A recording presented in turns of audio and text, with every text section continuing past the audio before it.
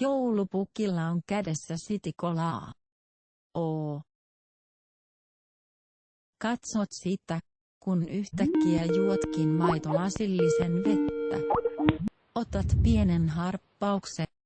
Joulupukilla on kädessä sitikolaa. Oo.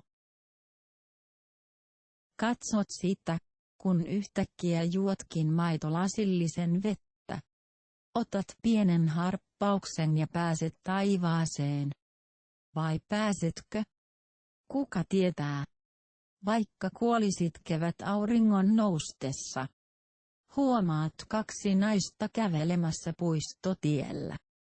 Kävelet heidän ohitse ja he pölpöttävät jostain eläimestä, jolla oli iso nenä.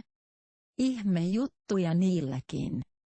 Tulet puiston toiseen päähän. Löydät sieltä ison keltaisen pahvilaatikon. Otat sen käteesi ja alat ravistella sitä. Sehän heiluu. Huudahdat itseksesi. Naapurin eräs mieshenkilö kävelee ohi ja alkaa pyörittää päätään. Pitää varmaan sinua järkensä menettäneenä. Onneksi kukaan muu ei kuullut sitä.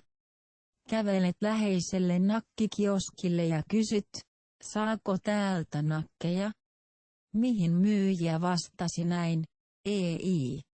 Ihmettelet hiukan miksi nakkikioskilta ei saa nakkeja, mutta et jaksa miettiä kauaa. Koska sinulla on kiire kotiin pukeutumaan hautajaisiasi varten. Aivan totta tiedät. Tiedät että haluat kuolla. Et vain tiedä miksi. Se on sinun keksittävä aivan itse, joskus. Lähdet kotoa tummaan pukeutuneena ja valmiina kuolemaan, kunnes muutatkin mieltä, haluan jäätelöä. Juokset kotiin vaihdat vaatteita ja menet ostamaan jäätelöä. Miggo.